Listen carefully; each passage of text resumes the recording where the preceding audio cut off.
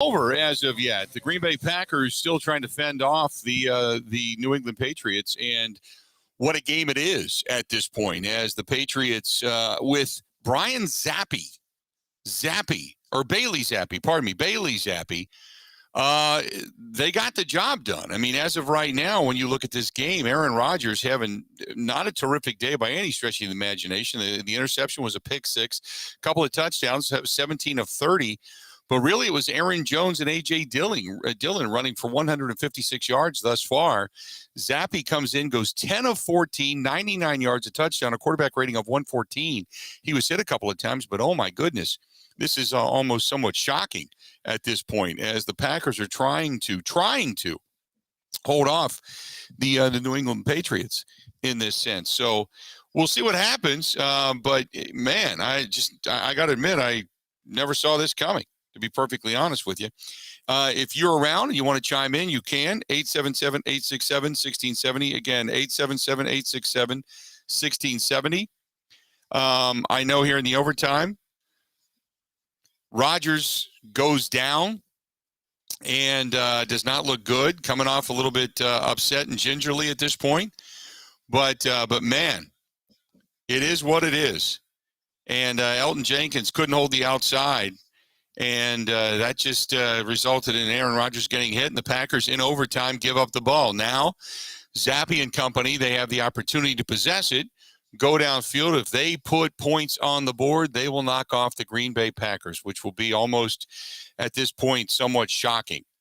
So we're sitting in overtime. Yes, I there's a lot to get to, because I think the play calling has been inept. I think game clock management has been bad. I think challenging that pass in the end zone was not good. It was a bad challenge. He had clearly made he didn't get a chance to make a football move. He got his two steps in, but he couldn't do anything because he was actually being taken to the ground, which means you have to possess the ball all the way through the catch. And then sure enough, it falls by the wayside and they can't hang on to it. It's funny. I did make a mention of this, but Dez Bryant, of all people, did tweet out that that wasn't a catch. So, take it for what it's worth. But to the Packers right now, defensively speaking, trying to hold off the New England Patriots. And we'll see. We'll see what happens. 877-867-1670. If you want to hit us up, feel free, but the game isn't over yet. This one is from Nathan. It says, why does Rodgers always go away from the wins from what wins them games? As a Packers fan, it's so frustrating watching our offense struggle because of Rodgers. That's a question for Matt LaFleur, because we have never been formally told that the play calling coming to the line of scrimmage is Aaron Rodgers versus Matt LaFleur and such. And I agree with you. By the way, this is from Fred, who said Jenkins not a better tackle. He's been getting beat. He got beat numerous times today. That I agree with. That I agree with. So we'll see what happens here, because the Patriots trying to ice this one away. And I know there's a lot of frustration, especially after what happened yesterday with the Badgers getting beat. And for those that are tuning us in, if you didn't know, Paul Chryst fired today. Jim Leonhard is the interim head coach of the Wisconsin Badgers. And that season has begun. We talked about that last week. And I had told you that what I had heard coming out of Badgerdom was that there was people that were close to the program becoming frustrated. And it was kind of a 2-year thought going into this season, and then the loss to Washington State put it on the docket, and some people started to get even more restless. And then yesterday, not only do you get boat raced by Ohio State, but you got dump trucked by a inferior Illinois team. And to add to insult to injury, it was then Brett Bielema on top of it. I thought that was the game that would get Chryst fired at the end of the season. I am surprised he got fired this season. And Rudy Ford denied the completion. How about that? So 4th down for the Patriots, and they're going to punt. They're going to get off the field. And now the Packers have a chance. If the Packers now score, as we all know, now that both teams have possessed the ball, if the Packers score, then the game is over. And the Packers will win the game, and they'll be able to live on to talk about it another day down the road. Some of the other news and notes coming out of today is the fact that the Buffalo Bills put up 13 in the second half. They came back and knocked off the Baltimore Ravens 23-20. A game that I thought the Bills would win, but not like that. And then you got the Vikings holding on for a field goal at the end, and they win 28-25 over in London. A shootout in Detroit today as the Lions, their secondary is still not good. They give up all kinds of points and all kinds of yards, 48-45. They get beat by the Seahawks today. They get knocked off. The Giants 20-12 over the Bears. And some of the comments again by Justin Fields coming out after the game when he was asked specifically about the passing game not being good. And he says, who says the passing game's not good? And one of the reporters said, the stats say the passing game is not good. And he said, well, stats don't matter. And the reporter said, well, the score does. And they put up only 12 points today, and a frustrating day again for the Bears on the road in New York. The Raiders get their first win of the season. They knock off the Broncos 32-23. Cardinals knock out the Panthers as thought 26-16.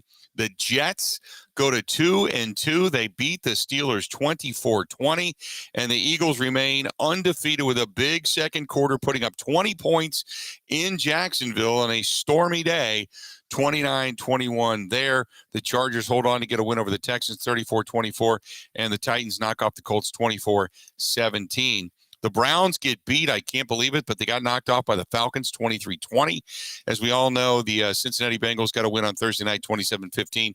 Got one coming up tonight, the Chiefs and the Buccaneers, and then tomorrow it's the Rams and the 49ers. So the only game in progress right now in the National Football League is the fact that the Packers are tied right now with the New England Patriots. Big pass from Aaron Rodgers to Alan Lazard to give them a first down, get them out of the sights of their own goalpost, and we'll see if they're able to continue to move the ball down the field to ultimately get the win. So there you have it.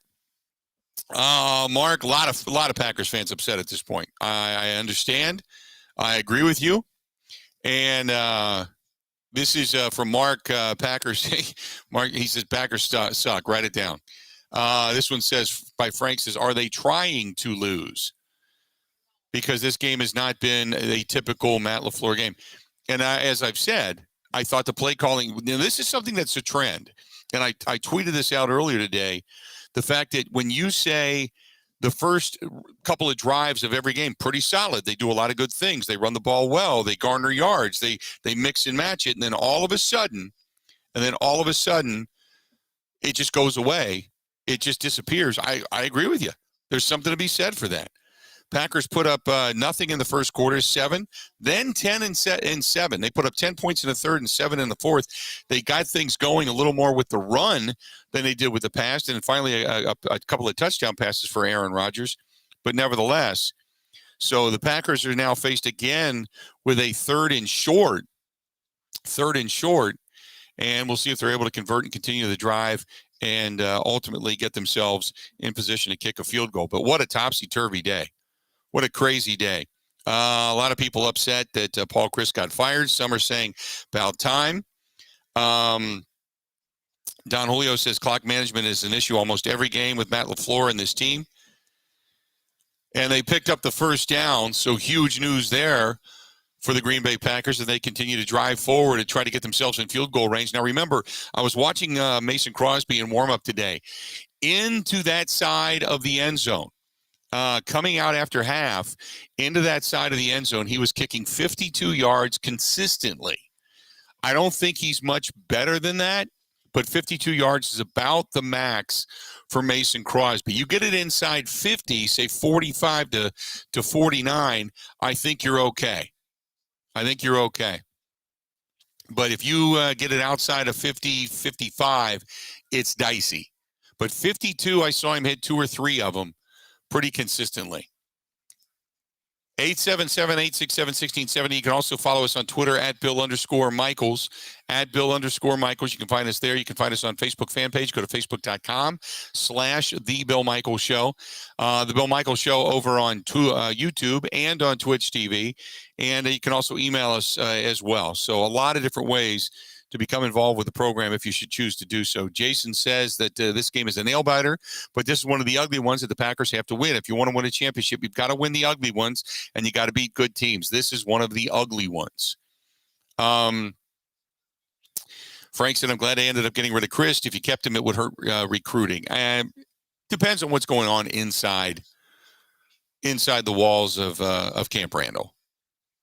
I'm not sitting here dancing on anybody's grave. I'm just simply saying that I think that for what Paul Chryst has done, he's been pretty successful this year, and the end of last year just kind of got away from him. So the Packers now, at least according to kind of the yardage, they're within field goal range for Mason Crosby, who, like I said, it was about 52 pretty consistently prior to the beginning of the second half, because he knew he was going to have to be kicking into that end zone if indeed they ended up it came down to this. So we'll see if Mason Crosby's able to do it. Right now, you're looking at 30-28.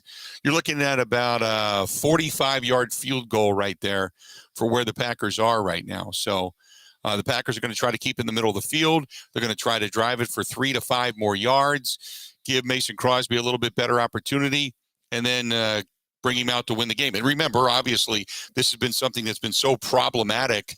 And when asked before the game down on the field, Mason Crosby had said that, was asking him about, how things were going. And he said, it's just the new personnel that was brought in, the process, things have changed. Things have gotten really good. It wasn't kind of throwing dirt on the graves of those that aren't here anymore, but basically feeling really confident about the way the progress has been via special teams. So Mason Crosby pretty confident where things are right now. We got a timeout on the field, and the Packers right now driving. Tie score 24-24, 2:32 remaining in overtime. 2:32 remaining in overtime. And actually, I'll be a little bit less than that because we're at the 2-minute warning now in overtime. And if the Packers don't turn the ball over, it's a 2nd and 6 right now. You'd love to be able to pick up the first down, but a 2nd and 6, you get a couple more yards, and that's within Mason Crosby's reach. What you'd like to do is get a first down, take more time off the clock, obviously garner some more yards. That way, if you do, for whatever unforeseen reason, miss it, you don't leave time on the clock for the Patriots to then go down and score. Because with the way the defense is played and the way this game has gone, who knows? If Zappe all of a sudden, gets hot, hits a couple of passes, and the way that crossing pattern over the middle has been open all damn day long in that crappy defense that they've been playing with that zone defense where they've been passing them. Rasul Douglas passes them off, and there's like nobody there to take them.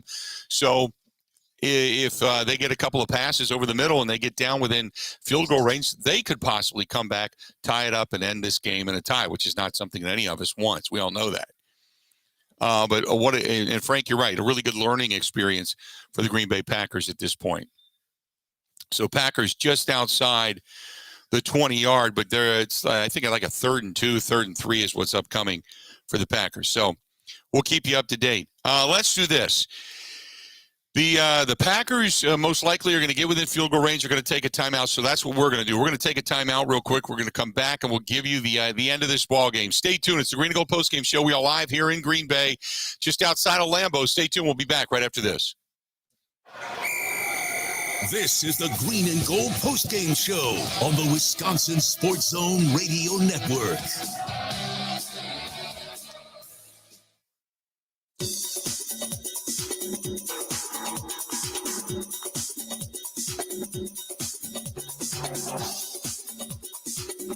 Bill Michaels will resume in 3 minutes.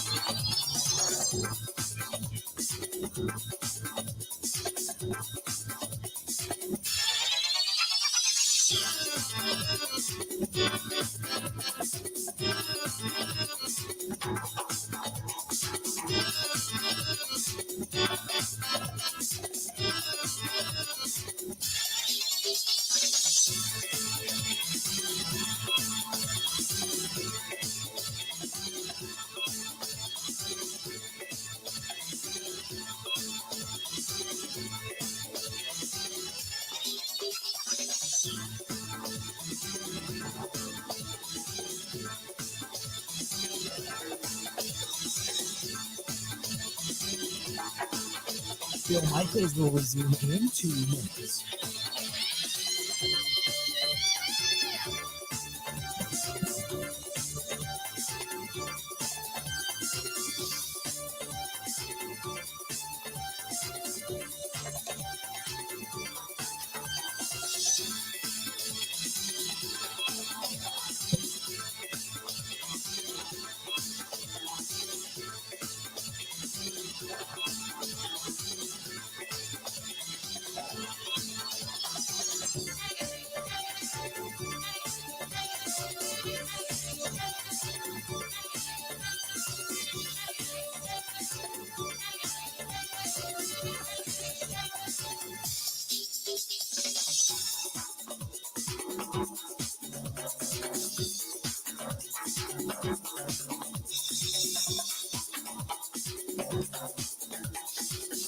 Bill Michaels will resume in 1 minute.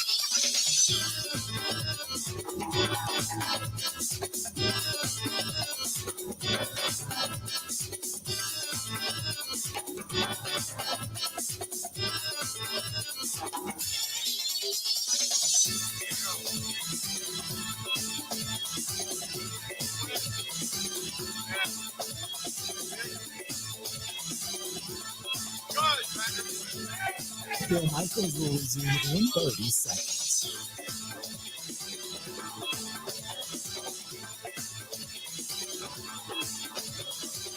Perfect.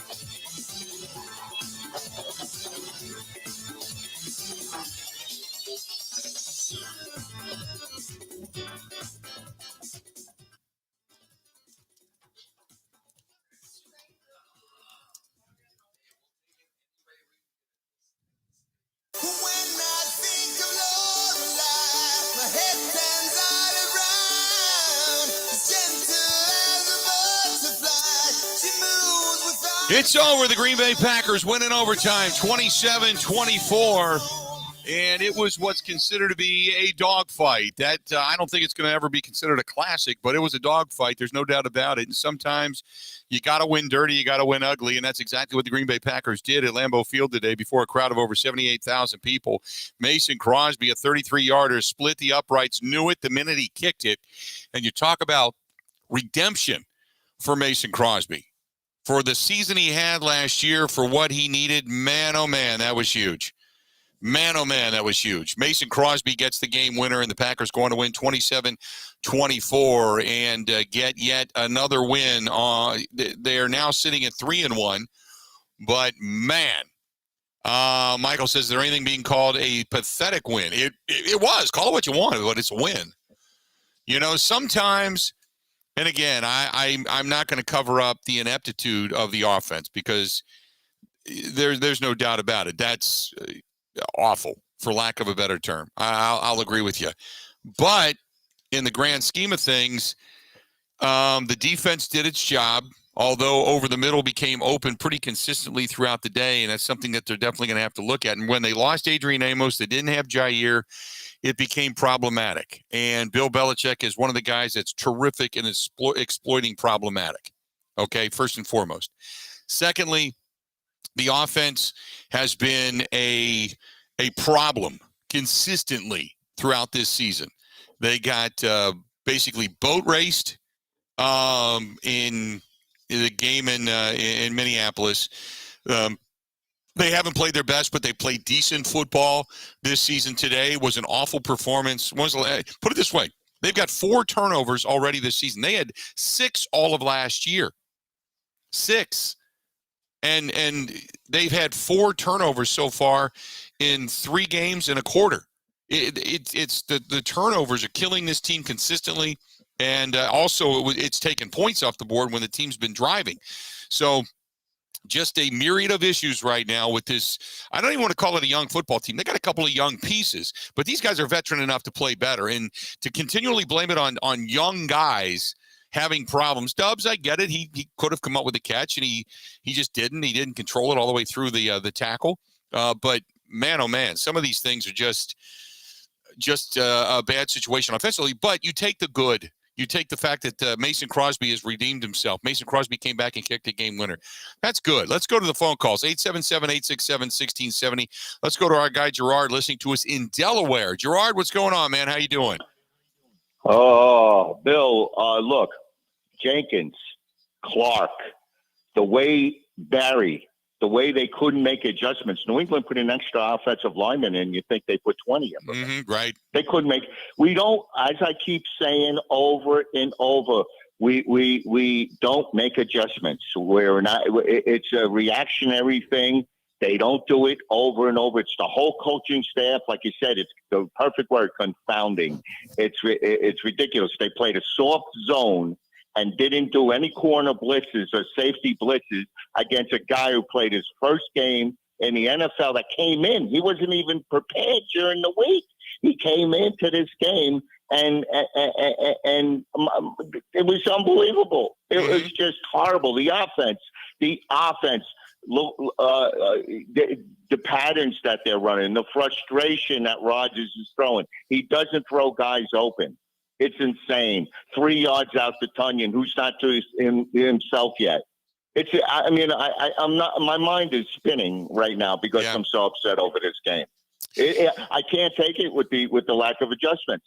I can't take it anymore. I don't understand why they kept doing the same thing. Yeah, I agree with you. I don't know why they were doing the same thing defensively, and they kept thinking that things were going to change. That what they were doing was running a soft zone. They were handing off the wide receiver over the middle, and you would see Rasul Douglas kind of know his guy. They'd hand him off, and whether it was because of the lack of Adrian Amos, the lack of Jair Alexander, guys playing out of position, not knowing where they were supposed to be, at some point you just kind of look at it and go, we just got to man up.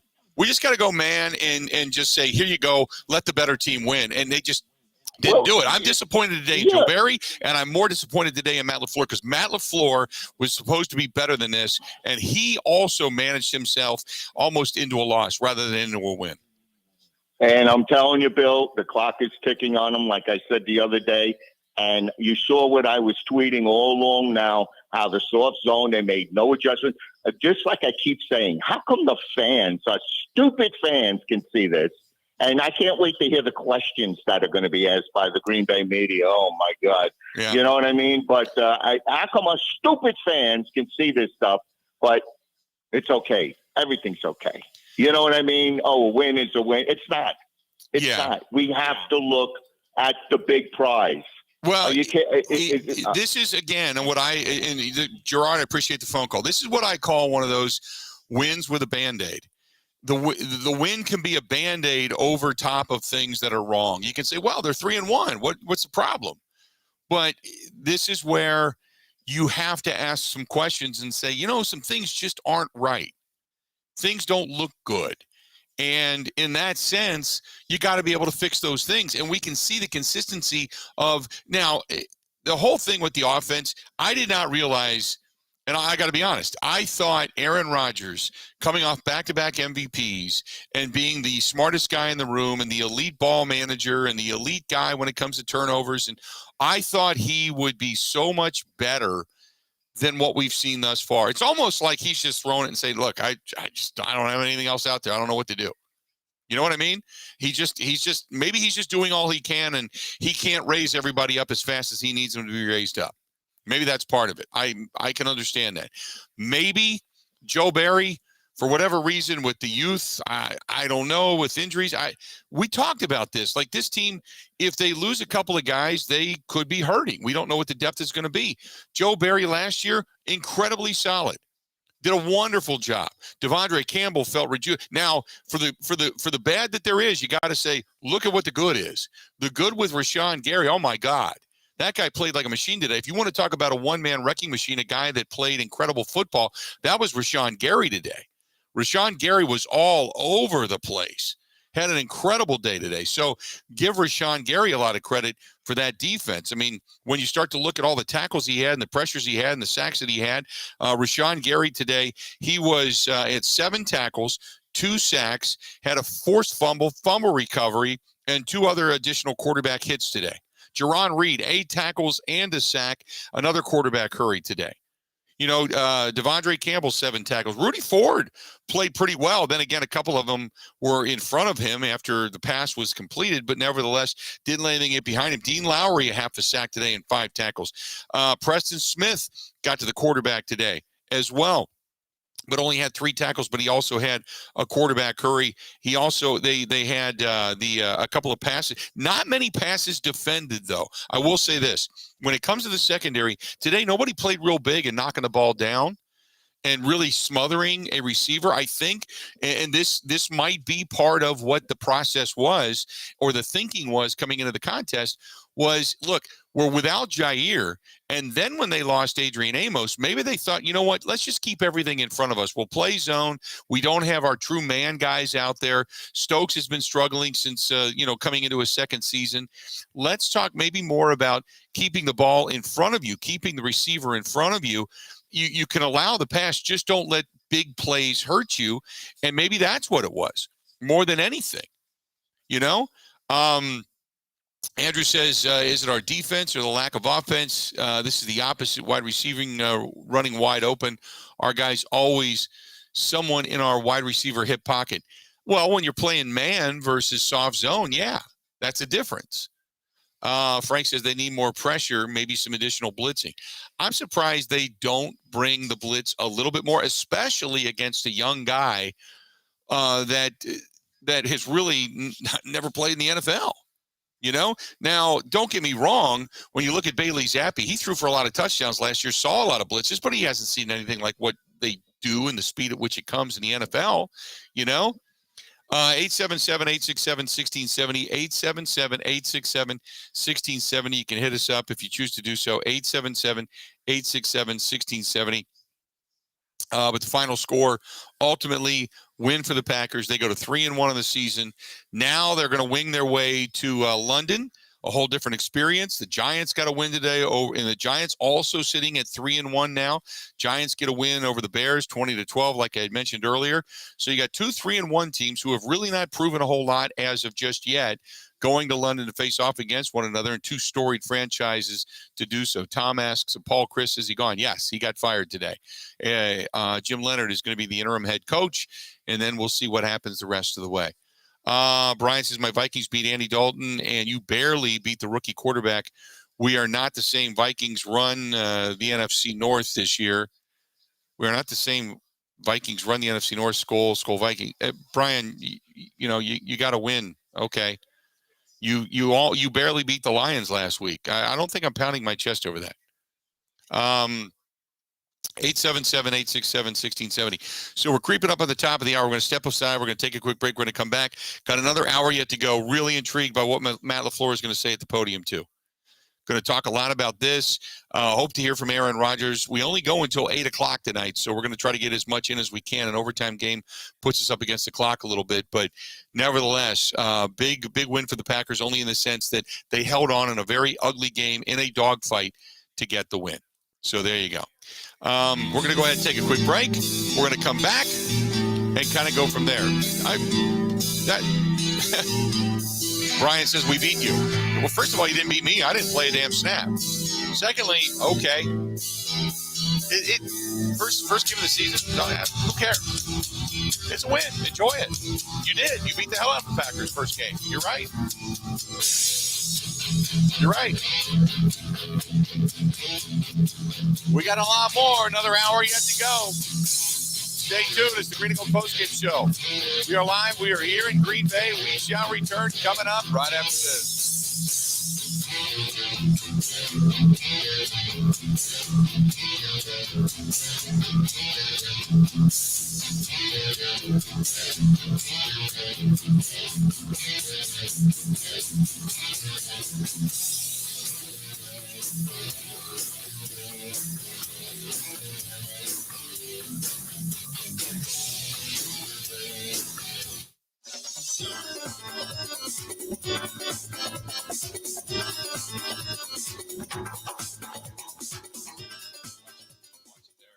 of the worst things that you can hear, you have cancer. The worst is when you hear the words, your child has cancer.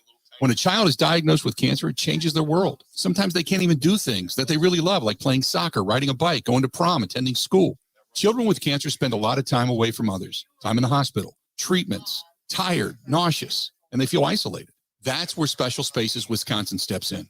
They provide these children with a special space where they can not only sleep, but they can play, they can heal, they can spend time away from the challenges of their illness. It's a customized bedroom designed just for them. How about a princess castle or a pirate ship or a sports themed bedroom? They transform that child's existing bedroom into a place that only he or she can imagine.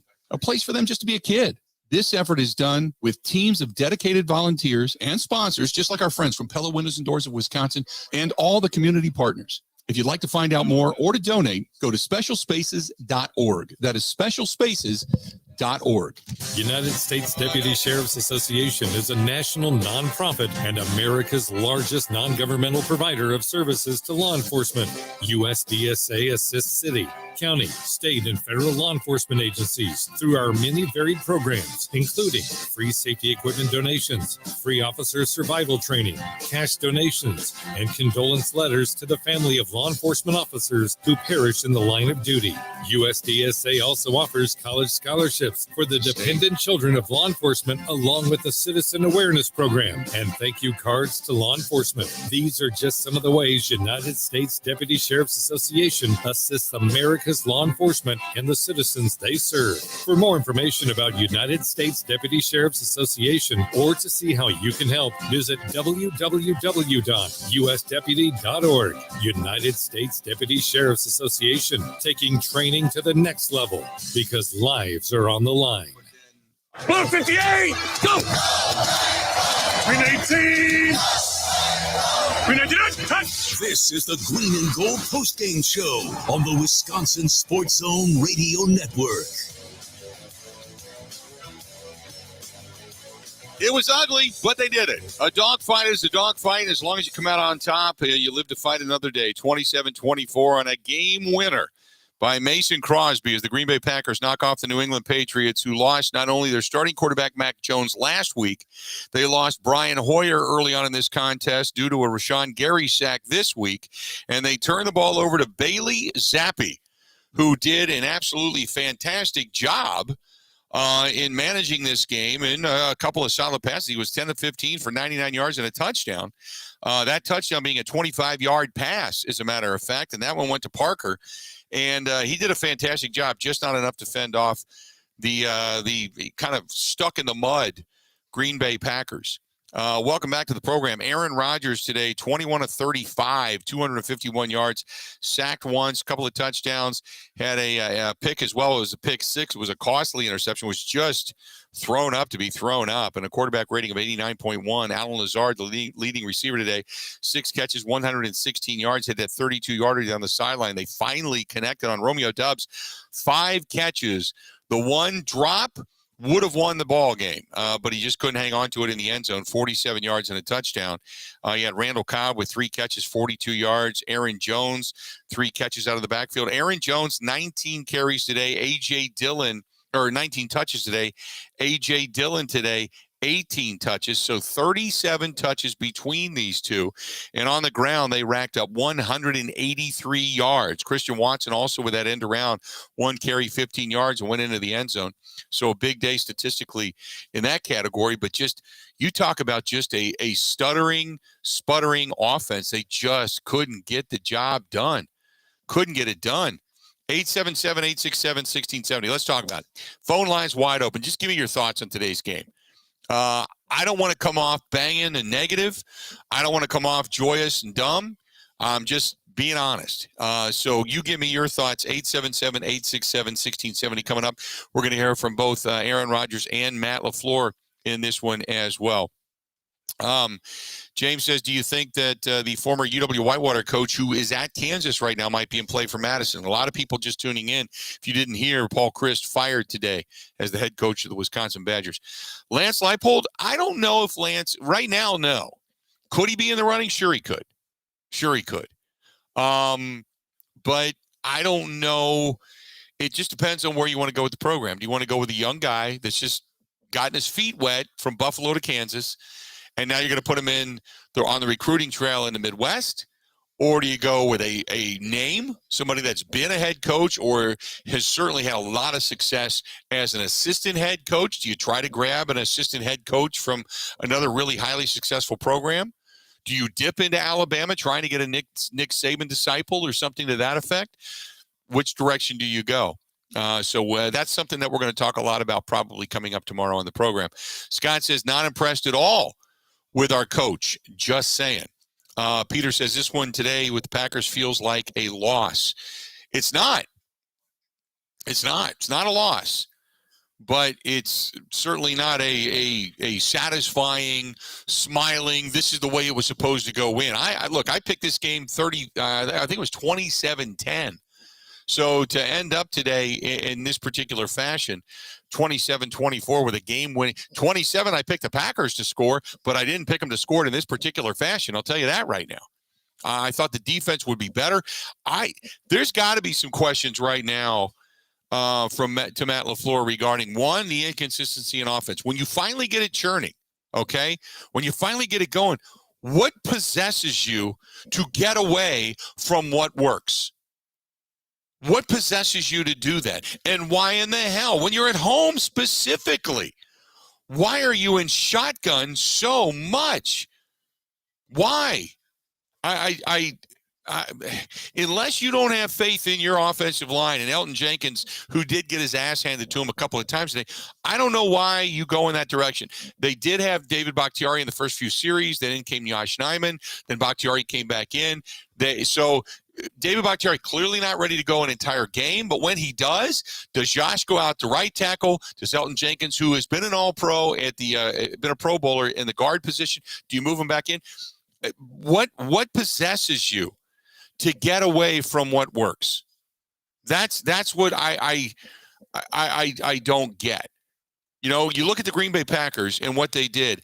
They had a drive to end the first quarter, beginning of the second quarter. Aaron Jones around the right end for 10 yards. Then they go to shotgun. Aaron Jones, quick stutter step, goes left tackle, gets 5 yards. They go to shotgun again. A.J. Dillon up to gets 3 yards. Shotgun, Aaron Jones, stutter step, run, basically did it all by himself. Goes around the outside 7 yards. Shotgun, Aaron Jones. They get that little flip, that little hand thing.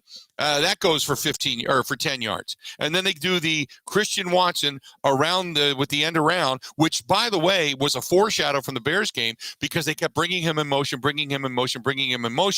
And that continues to put it on tape that they're going to set him in motion to drag the defense around, and they haven't used him in that particular sense. And then all of a sudden, bam, they hit you with that little pitch into the end zone. He goes. So they've been putting it on tape that they haven't been using him, and they finally use him, and off he goes into the end zone. So a really good play call. So I'm thinking, okay, man, we've seen this. This is great. Then pass deep down to Christian Watson. Then an A.J. Dillon 2-yard run. Then another deep pass down to Allen Lazard. You were churning the ball. You went an entire drive without throwing it once and churned out 50-plus yards for a touchdown. You come back and start throwing deep. Why? So there's some things there to talk about, but still ultimately a win, and I'll take it. Tim listening to us in Albuquerque, New Mexico.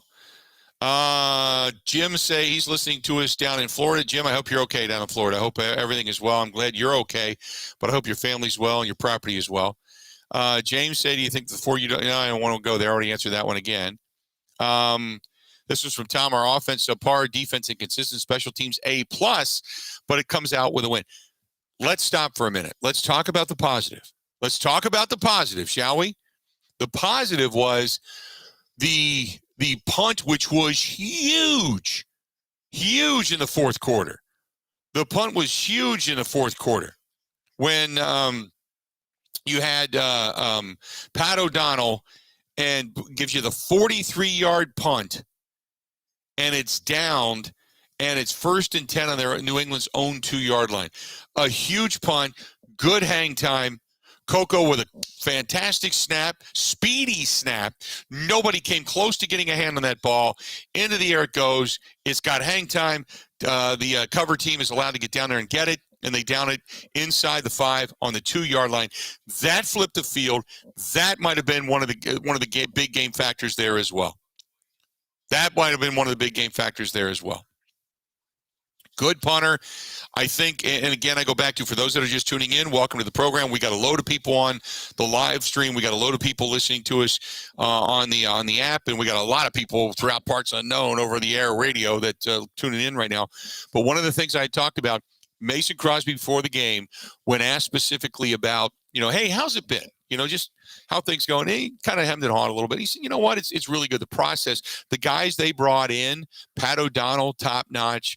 Obviously, Bisaccia has made a huge difference in the way this whole thing is kind of managed, and really feels good about the rhythm and the direction it's going. And then today, a little bit of redemption. Talk about the positive out of today's game. The positive was special teams. They get the A+. Talk about the positive of Mason Crosby. For everybody that wanted to run him out of town, he's been successful so far. I said it at the end of the game. If you weren't listening, completely understand. You might be tuning us in now. But I said I was watching him today in the press box, and I watched him kick at both ends. Now, the wind tends to whip. The direction they were going, the wind comes, if it comes from the south, we'll be giving him wind. When it comes from the north, it hits off of that facade and comes back. So he was kicking somewhat into the wind today on that game winner. I said just after half, when he came out, just after the parachutists, the Air Force and Army parachutists came down, just after they came down, he came back out and he started kicking. He was hitting from about 52.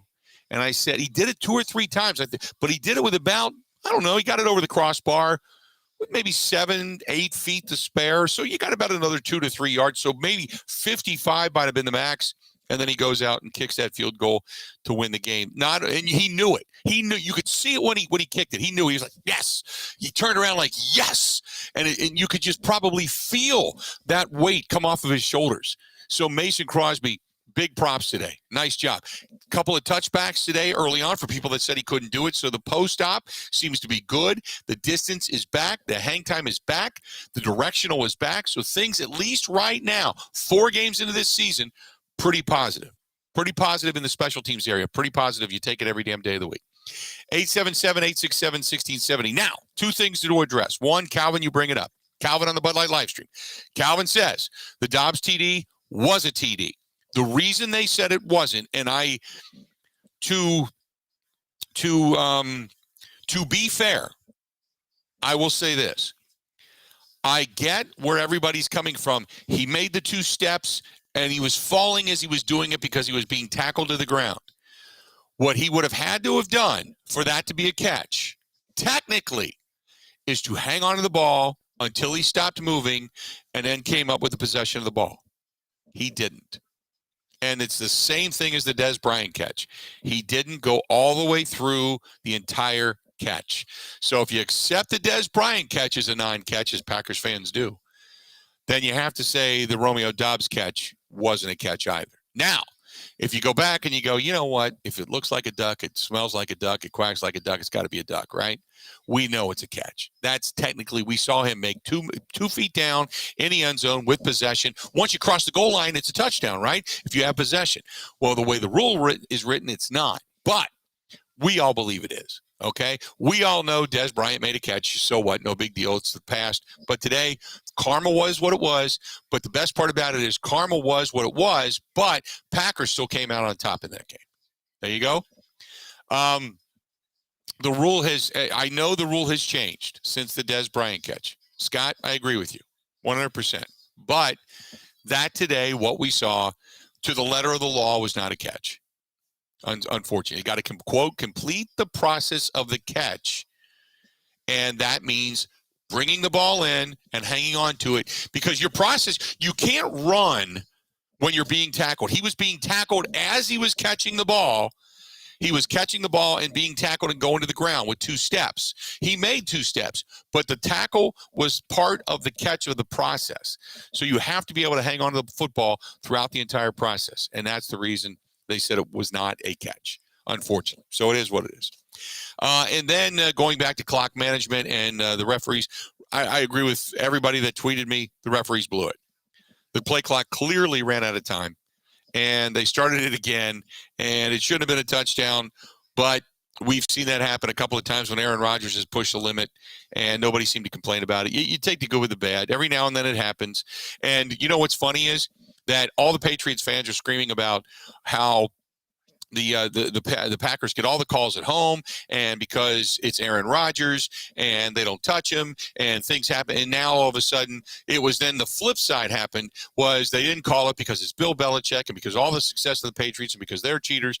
It's like, look, if it doesn't go your way, you're going to say it sucks. If it goes your way, you're going to say it's great. But I really believe they try to do their best to officiate the game. I don't think there's a huge bias out there. It was interesting, though, and I said this today. There was a timeout. And if you follow me on Twitter, which you probably should, follow me at Bill_Michaels. There was a timeout. The entire team came over. Third quarter, entire team comes over. The offense is on the field. The entire offensive unit gathers around Matt LaFleur. Matt LaFleur's kind of going through things, right? He's talking to the team. And then I look down, and I've got the binoculars affixed on Aaron Rodgers. You look down, and Rodgers is not in the huddle. Rodgers is not talking to the team. Rodgers is not with the head coach. He's with the line judge, Kevin Cody. He's hanging out talking to Kevin Cody. And it's not a what have you done for dinner lately type of conversation. You can clearly tell technically they're talking about something. Him and Kevin Cody, the line judge. Now, the line judge is standing straight. He's facing down the line. He can see. He's like just kind of trying to keep Aaron Rodgers out of his ear. But then you can clearly tell the body language changes a little bit. And then the conversation between him and Kevin Cody begins to pick up. And then after that, I don't know what was talked about. I couldn't tell you what was discussed. But he was not in the huddle with everybody else. LaFleur was talking to everybody else. Rodgers was trying to find something out specific regarding the officiating and Kevin Cody. We're going to do everything we can to get you Matt LaFleur, Mike Clemens, Aaron Rodgers, all of that coming up. Or because of the overtime, we might be a little bit late on it today. But I want your phone calls, 877-867-1670. 877-867-1670. Great to have everybody on the Bud Light live stream. This is awesome. One of our biggest crowds ever on the live stream. We've got a lot of people watching today. Also, Mark and Jacob and Anthony all listening on the stream, our app. Anthony is listening to us in New Mexico. Got Kelly out in California. And got my buddy Steve is listening in Phoenix, Arizona. Good for you, Steve. Certainly appreciate it. Bill is, by the way, listening to us down in Tuscaloosa, Alabama, where we would like to maybe dip into that coaching pool and maybe snatch somebody out from underneath Nick Saban. And we've got all of you listening throughout the great state of Wisconsin and Packer Nation. Stay tuned. We got a whole lot more of the Green and Gold postgame show. If you want to chime in, do it. 877-867-1670. Got Greensboro, North Carolina. Ken's listening to us in Texas. It's a banner night. Packers win. It's ugly. A lot to talk about. More coming up right after this. This is the Green and Gold postgame show on the Wisconsin Sports Zone Radio Network.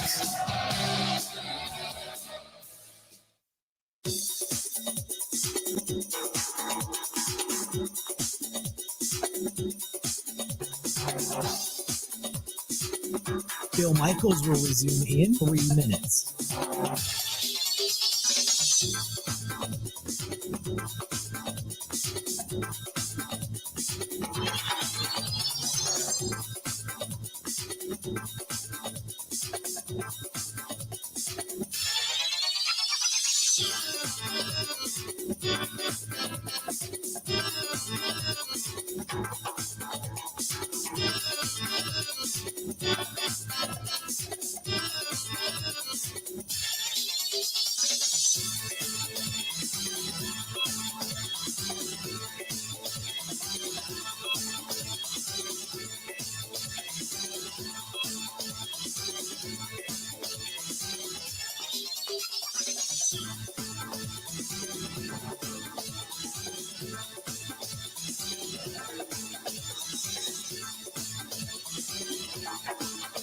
Bill Michaels will resume in 2 minutes.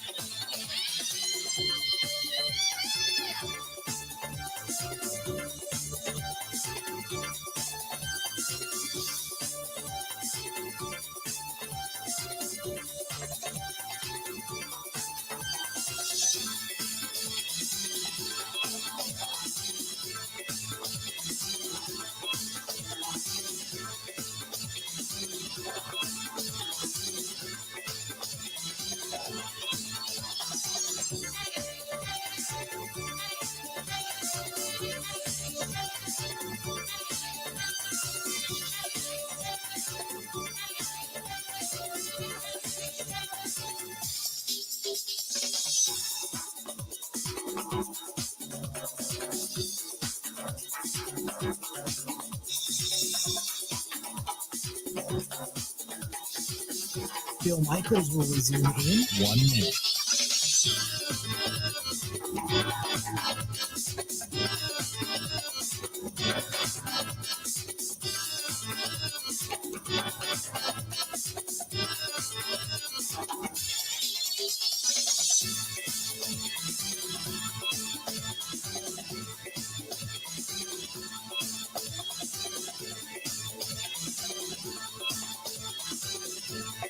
Bill Michaels will resume in 30 seconds.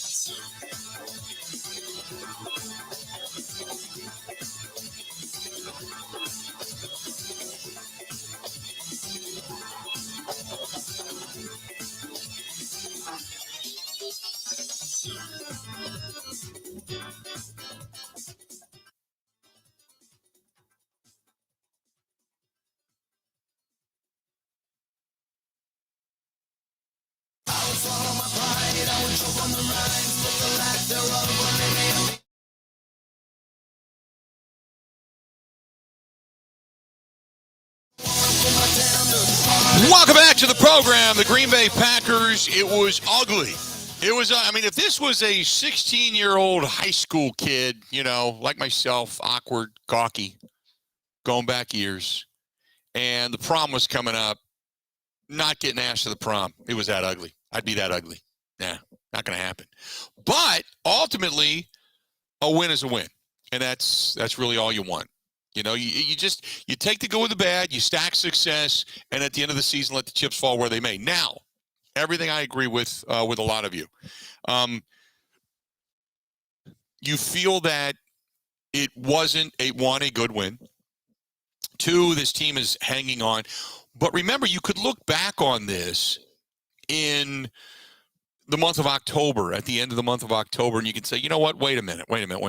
Remember where this game was? Remember where this team was when they beat Bill Belichick and company? When Belichick started to scheme and put pressure on Rodgers and was bound to determine to make them run the ball and not let the passing game beat them. They ran man, and they made sure that Aaron Rodgers was uncomfortable. And okay, because if you run the ball and you score, you control the clock, but also you can keep the scoring down. You don't have big plays that are going to hit you, And let's be honest, between you, me, and the fence post, the Packers are, at this point, the way they look, they're relatively easy to defend. You go man on the outside, nobody's getting deep. The speed, while Christian Watson has it, he hasn't really developed that downfield capability yet. Aaron Rodgers clearly is just kind of tossing it up to take a shot. Lazard proved that he can get open, but he's not going to give you burner speed, and he doesn't have Devontae Adams separation. So they don't have a number one. They clearly don't have a downfield threat. They needed to, because Rodgers, for completed passes this season, was averaging just over 4 yards a pass. It said 3.5 at the beginning of the week, but since then they have changed that number to just over 4 yards per pass. Completed pass. That's it. So you're talking about not the ability to go downfield, but you're dinking and dunking in those shovel passes and such. You're doing anything to just put the ball in motion and get yardage. That's fine if it's working, but when it's not, it's frustrating, right?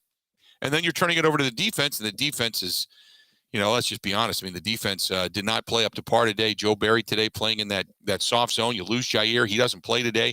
You lose Adrian Amos to a concussion midway through the game. So not a great spectacle today by any stretch of the imagination for the Green Bay Packers. As a matter of fact, the Packers today were 40. Think about this. For as bad as this thing looked, the Packers today were 42.9% on third down.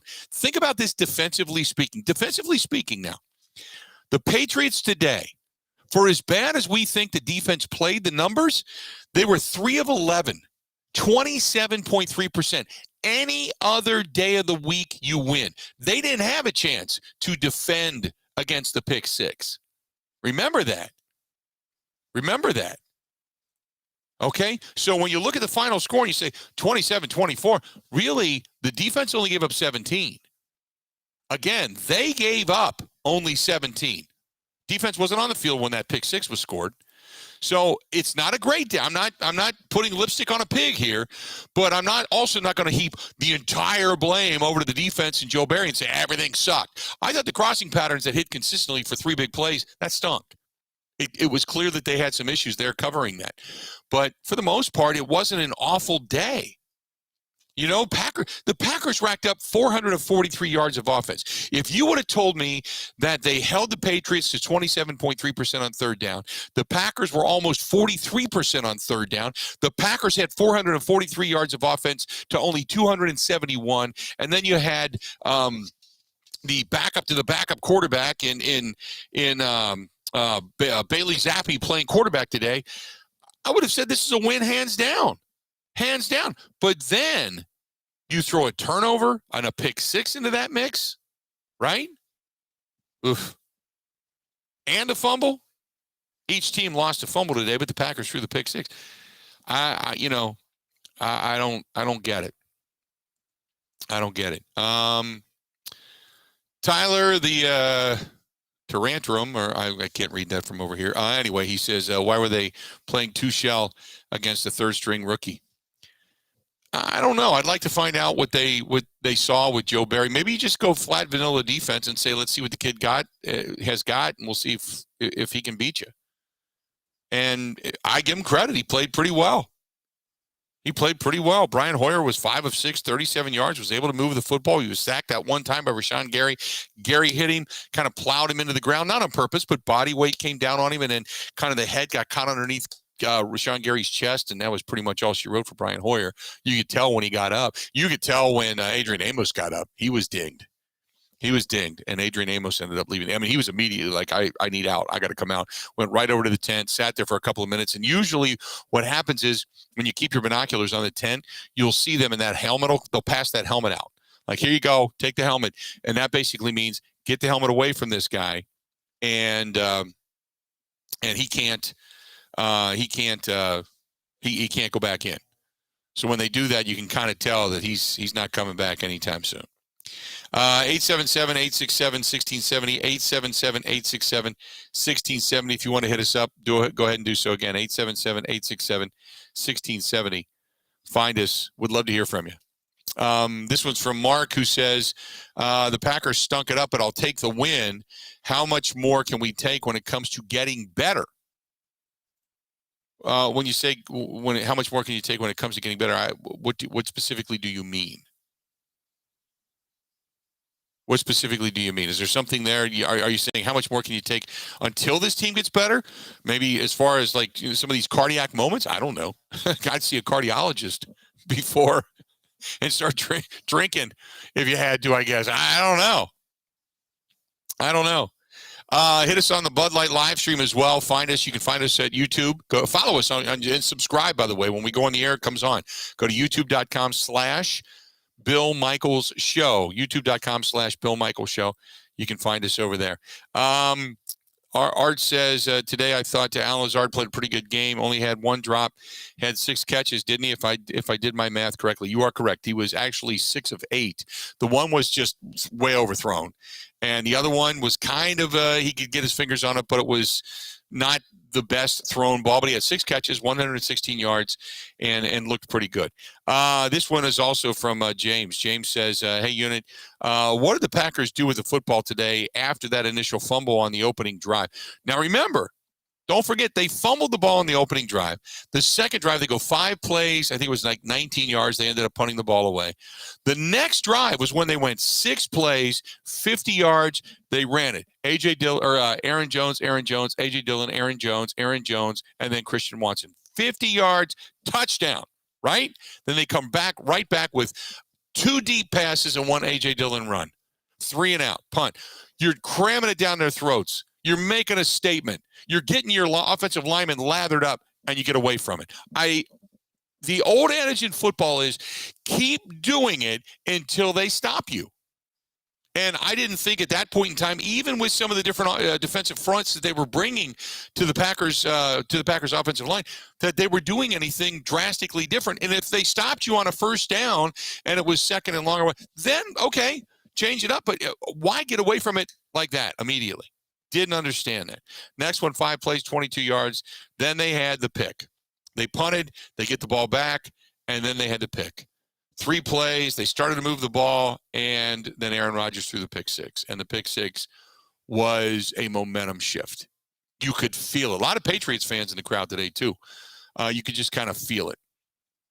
kind of feel it. And then after that, they had the one play. They ran it for 6 yards, I think, and that was the end of the half. And then after that, they came right out. 10 plays, 91 yards, scored the touchdown. 8 plays, 59 yards, scored the touchdown. 9 plays, 75 yards, touchdown. 5 plays, then 6 yards. Couldn't get much movement, but they had 2 touchdowns and a field goal. Now, remember, coming into the game, they'd only had, I think it was 10 points in the second half all season in the first 3 games. So to be able to come out and be able to move the football and put some drives together, there's a positive. There's a positive to pull out of this, right? And then, obviously, they ended up punting the ball away. In the last drive, they ended up punting the ball inside the New England 5. They put it down at the 2-yard line, which was huge. And then the Packers, then they go from there, and then they get the overtime win. But what a game.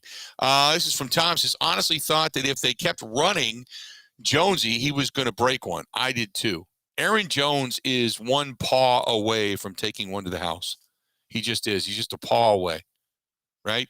Just another one here, just another one there, and he's going to get one out. This was from Tyler. He says, Rodgers terrible in the first half. His numbers didn't look good. Numbers did not look good. Where's the first half statistics here? I got to go look at this real quick. I can tell you what it was. The first half, Aaron Rodgers, 4 of 11, 44 yards, and had a pick 6. His quarterback rating was 11.2. 4 of 11, 44 yards, sacked once, and threw the pick 6. No touchdowns. You're 100% correct. It was an ugly first half. Ugly first half. Also, Steven says, Elton Jenkins still working off the rust off the right side. Hopefully he's going to get better soon. But think about that. He's still working off the rust 4 games into this thing. David Bakhtiari not playing bad. Not playing totally David Bakhtiari-esque style of football just yet, but not bad. And he's only a couple of weeks into this thing, you know. Tyler, officiating was inexcusable to allow a play to go 3 seconds after the play clock had expired. Yeah, it was like a second or 2 for sure. And I agree with you. The officials, Tyler, they just missed it. But let's say this. Also, the defensive secondary, they missed it as well. Now, I will say the old adage is you play until you hear the whistle. Nobody blew the whistle. So the defense has no excuse to say, well, we saw the clock. It stopped. We just figured the play was over. That's on you, man. That's on you. Until the whistle blows, plays live. The minute the ball snapped, until the whistle blows, plays live. And you left a guy coming out of the back or coming out of the left side, cruising across the right side to be wide open. Everybody just kind of watched him go by. Everybody just kind of watched him go by. And that was it. That was it. So I agree it was inexcusable, but that was pretty much it. Parker goes across. It's like, what the hell? Are you not, you're going to tackle? You got anything? And then 25 yards later, he's into the end zone. Hang in there. We got a lot more to get to.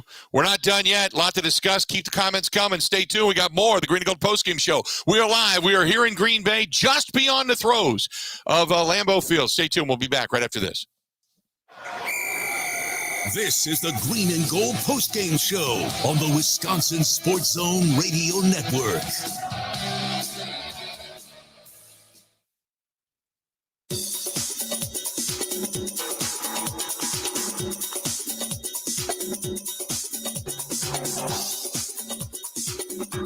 Bill Michaels will resume in 5 minutes.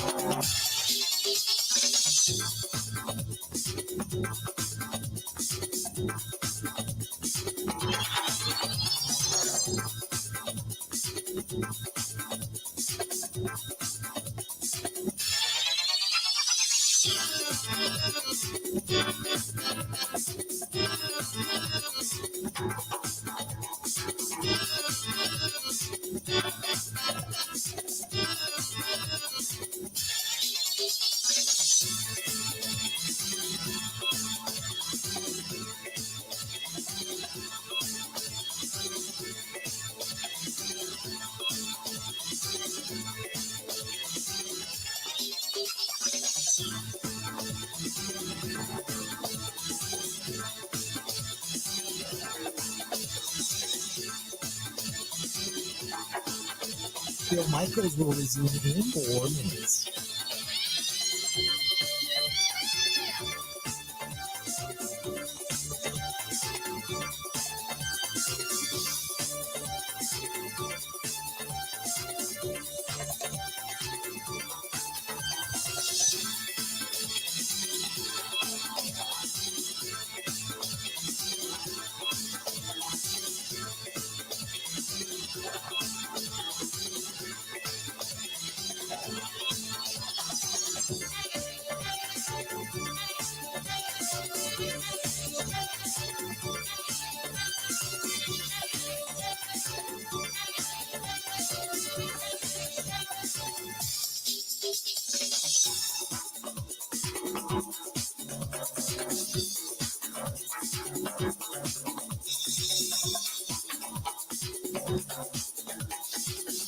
Bill Michaels will resume in 3 minutes.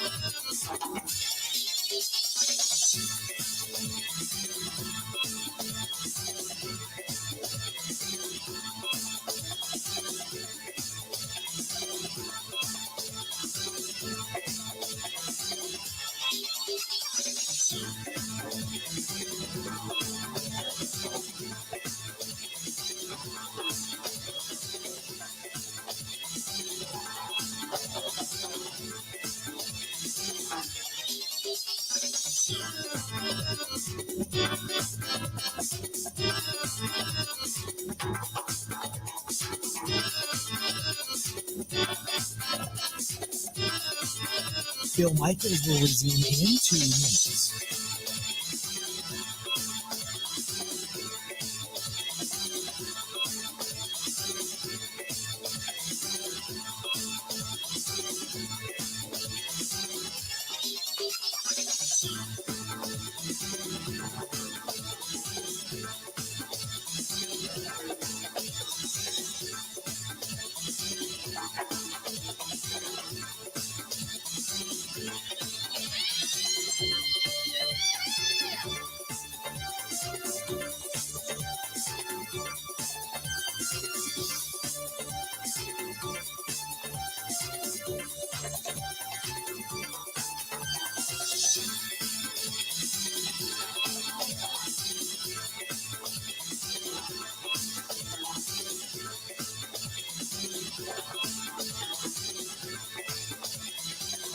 Bill Michaels will resume in 1 minute.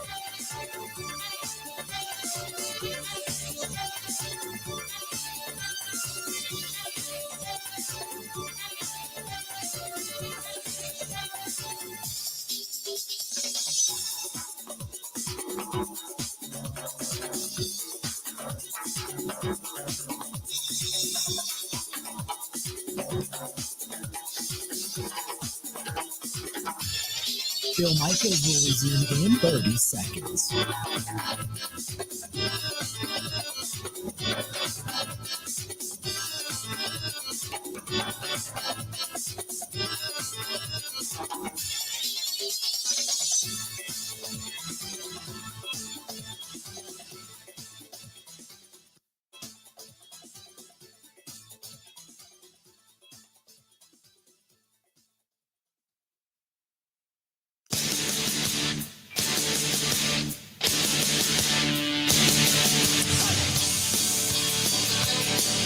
Welcome back.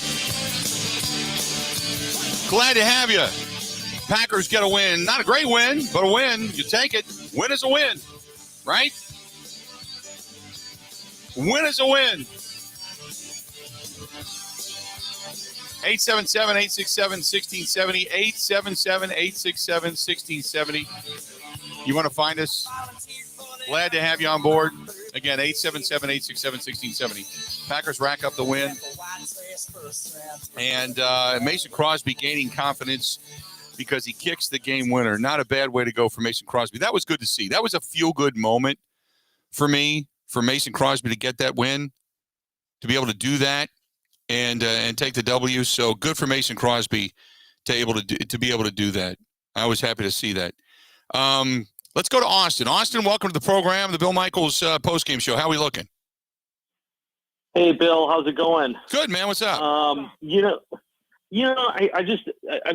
thought about it. I take a look at this game, and it's like, great. Like, I think this is a game that we all thought that they would win convincingly. When the inactives came out and I saw Jair was not playing, I was like, okay, great, just another week to hopefully rest up. But I'm struggling to think. Is like I just still think this team is thinking. Still trying to identify their identity. And I think the reliance that the offense is kind of what we expected. I mean, when Dobbs dropped that touchdown, I was like, oh no, but I'm like, you expect it out of him, right? Mm-hmm. I think the biggest red flag for me is just this defense. Like, who's going to step up? Like, when Amos went down. Like, who's going to take it and like and really step up to those shoes? Because I just get concerned of like how is that going to shape our identity as a team? We know what the offense is going to be, right? They're going to be hopefully a week by week, get better and better. Mm-hmm. The special teams is really actually improved very well, but like with this defense, how are they going to overcome adversity when players get hurt? Who's going to step up? Right. And that's just kind of where I'm still just trying to identify, like, how do we, and it's only week 4, right? I mean, Right. It seems we still got plenty of time to go, but I think the defense really needs to kind of figure out, who's going to step up on this. Well, not only step up, but when you start to think about when you lose Jair and you lose Adrian Amos, where's your leadership coming from? Because they played that soft zone for most of the day, couldn't stop the crossing patterns, and which seemed to be open, went for a 25-yard touchdown at one point. Some aspects of this game were pretty good, and I read the statistics earlier, where if you'd have told me that this team would have gotten off the field, defensively speaking, only given up 3 of 11 on third down, that's a day to be proud of.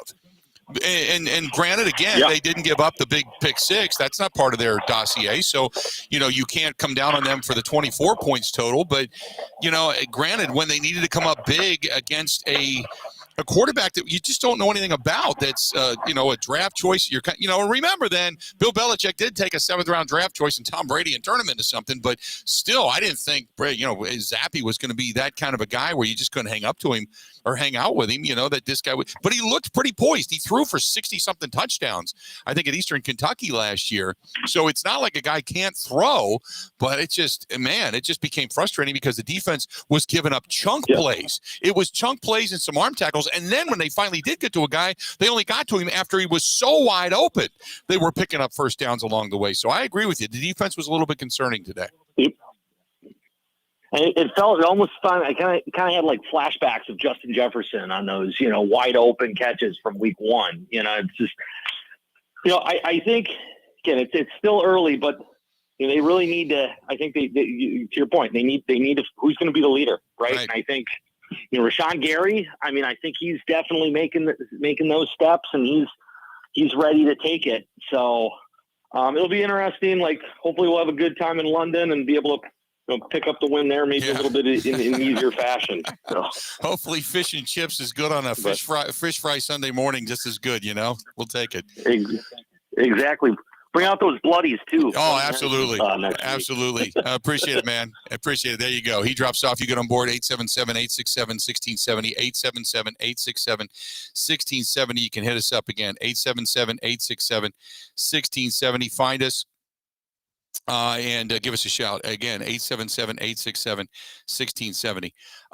This one is from Anthony, who says, or not Anthony, I already read this one. This is Jackson. Jackson said, very disappointed in the Packers today. I thought they should have played better. They should have beaten this team by at least 15. They didn't. This is a choke job on Matt LaFleur. When are people going to start holding him accountable? Well, they haven't lost anything yet. They haven't lost anything yet.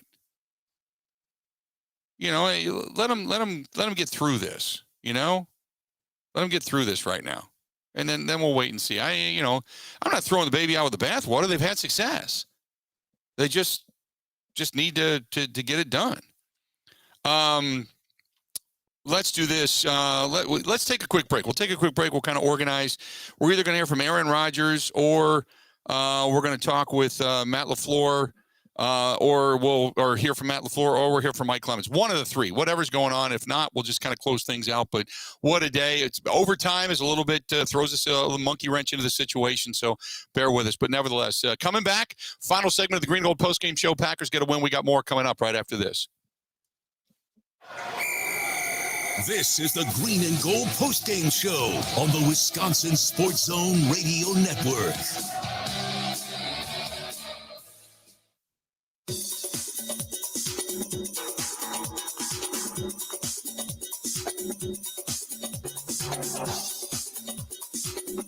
Bill Michaels will resume in 3 minutes.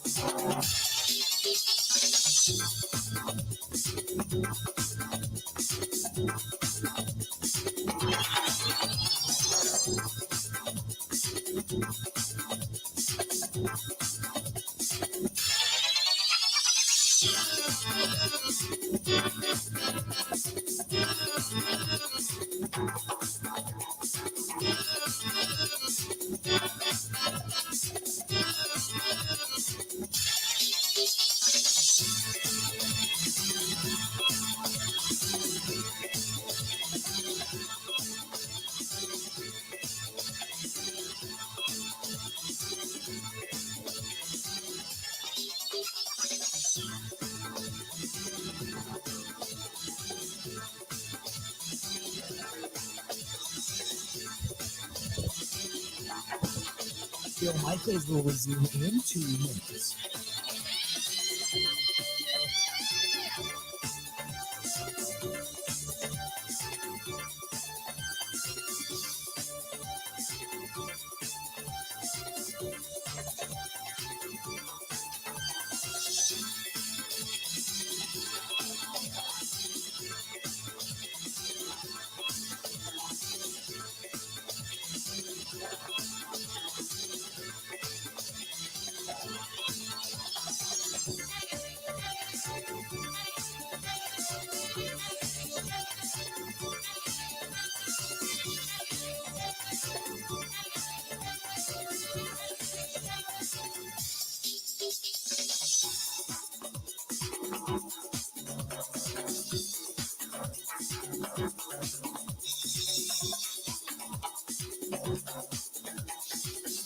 Bill Michaels will resume in 1 minute.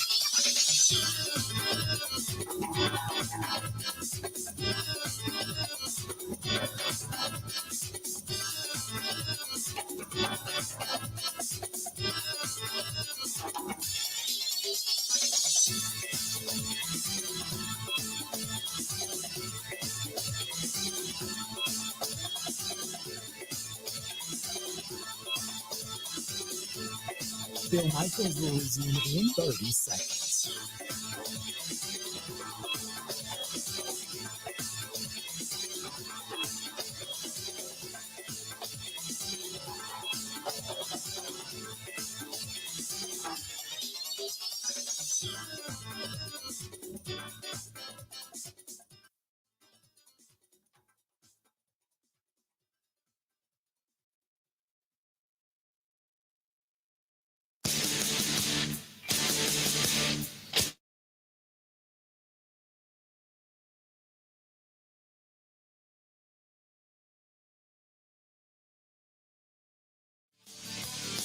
Welcome back.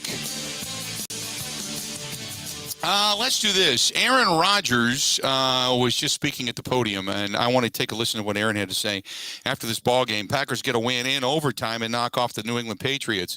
But Rodgers, I think he just finished speaking. Connor, let's take a listen to what Aaron Rodgers had to say. What's the feeling coming out of this? I know Matt's always said you never apologize for a win, and a win is a win and all that. But how do you feel still coming out of it? Oh, great, 3-1. That feels great after that first four game stretch, and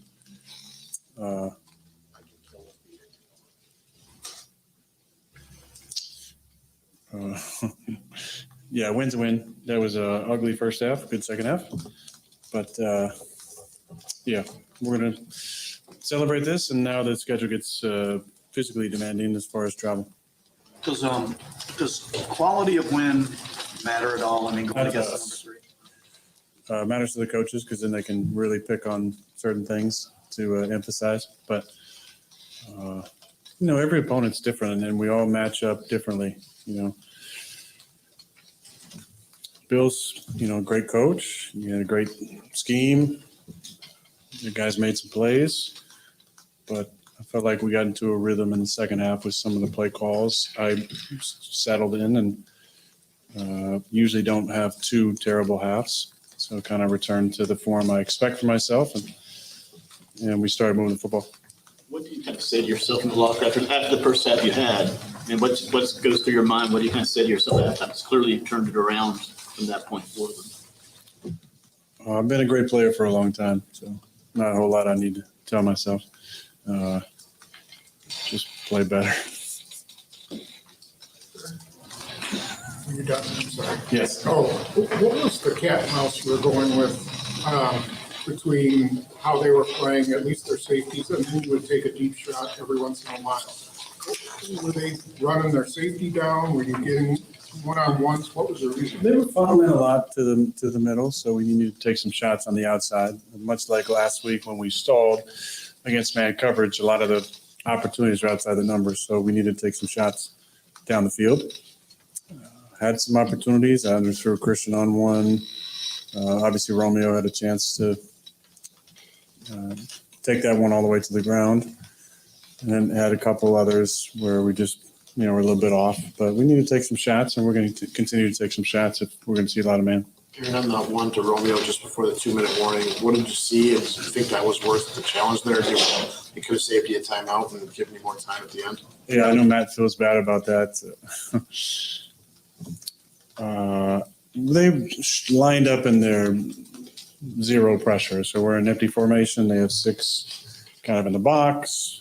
We had a plan for that. I checked to a different play. And when I checked, they checked out of it to 1 high. I kept the original routes on, which was goes on the outside. And I was looking left on the corner of my eye. I just felt like Romes was running past him. Now, a little bit of wind. I probably underthrown by about a yard. But to me, it looked, I was celebrating. And then Matt Judon was standing next to me, and he goes, "He dropped it." I was like, "Really? What?" And then they showed the replay, and you got to take it all the way to the ground. How much credit does the Patriots defense? So there you go. Let's do this while we got it. Let's go to Mike Clemens, who is live up in Green Bay here. And Mike, so give me the mood. I mean, it's a win. It's a dogfight, but nevertheless, it's not the way you wanted to win, Yeah. Hey, Bill Belichick got in their heads, man. Great game plan. Even when he goes down to a third-string quarterback. And early in the game, you've got Rashawn Gary with that rushing ability we talked about starting back in the training camp, and he gets the sack on Brian Hoyer, who has to leave the game with a concussion.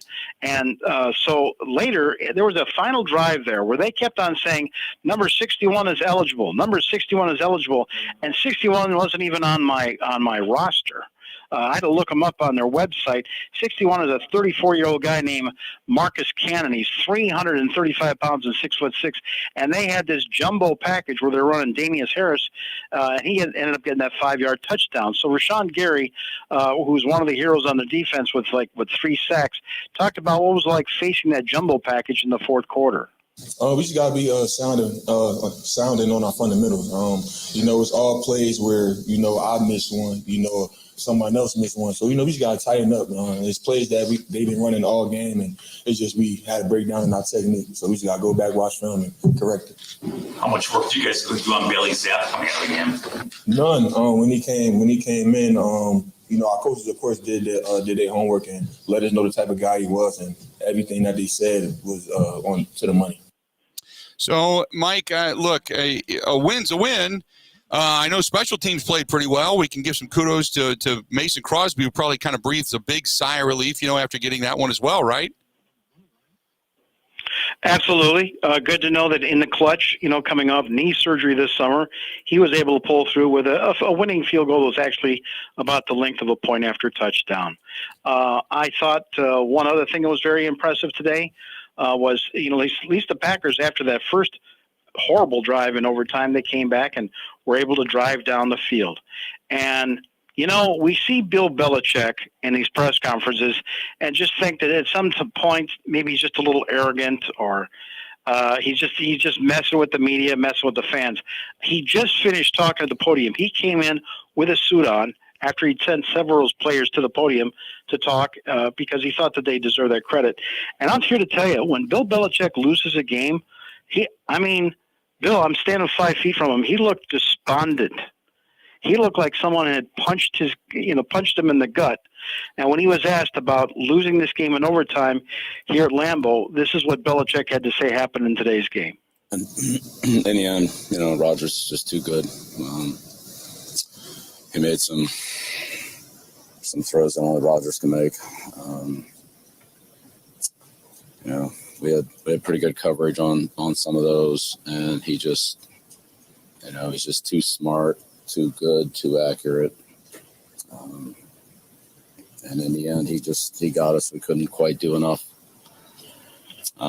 in the other areas to quite offset it.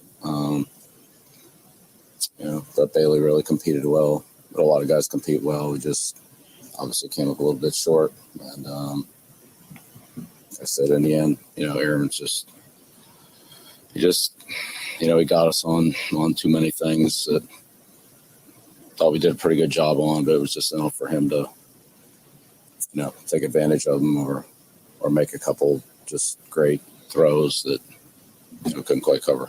So, back to work here this week and see if we can continue to build on the things that, some of the things that we've done, but we just need to obviously play better in some of the critical situations. It sounds, Mike, like they just had a game plan and they just felt like they could win, and things got derailed, and Zappe came in and played his ass off. And, you kind of feel bad for the team because they had one in their grasp, and he's right. Rodgers just gave you some Rodgers moments. It wasn't vintage Rodgers, but he gave you just enough to win. Yeah, Matthew Judon, their veteran linebacker, giving it up for this rookie who was a fourth-round pick out of Western Kentucky, who in camp, talking to Greg Bedard, who covers the Patriots now, said, man, nothing special. Didn't think he had much of an arm, just like another camp arm out there. Here he ends up with the game with a quarterback rating of 107.4 and the four-time MVP Aaron Rodgers with a quarterback rating of 89.1, including that pick six that he threw in the game. Yeah, it was. It's an ugly win. It's not going to win. It's not going to be a win that gets you far into the playoffs. But your thought on a win like this and what this can or cannot do for the Green Bay Packers. You got to think that you just watched the Buccaneers game and you watched how the Buccaneers went to sort of a man and a jam defense, and they got the Packers receivers off of their rhythm. And it started to foul things up for the Packers, and they had a lot of these 3-and-outs. Green Bay had 3-and-outs through 4 quarters of the game today. They had a horrible, what was it, 3rd and 9, 3 out of 9 third downs was the last that I saw up on the scoreboard. And so, you saw them. They didn't care about Allen Lazard or Randall Cobb. They said, these guys aren't fast. And the Packers are not using their fast guy, Christian Watson, except for jet sweeps. So that got the Packers' timing of their, rhythm routes off, and that left Rodgers for a second or two pausing like, okay, what am I supposed to do with the ball? And the only time the Packers were moving the ball was with Aaron Jones, and he got, 20 yards a gain, 12-yard gains, 10-yard runs, and all that. But, that when those broke down, they didn't have an answer, and the next thing you know, they were punting. Mike, great stuff as always, man. I appreciate it.